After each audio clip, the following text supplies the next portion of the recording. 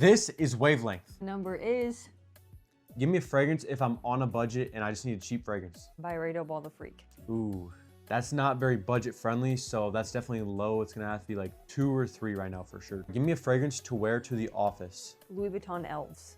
Ooh, see, like it's not terrible, but like 3 right now, 2 or 3 right now. Give me a fragrance if it's sub-zero temperatures and I need a fucking like beast mode cold winter fragrance. I'm gonna go with PDM Percival.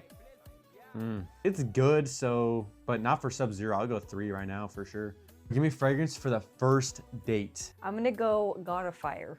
Got a fire for the first date? What the fuck? I'm still staying at 3 right now. Nothing's prompted me to change. All right, give me a fragrance for a beach day.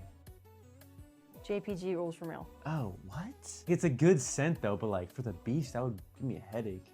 I'm definitely between 2 or 3 right now, but I'm gonna have to go 3. Yep. Let's fucking go.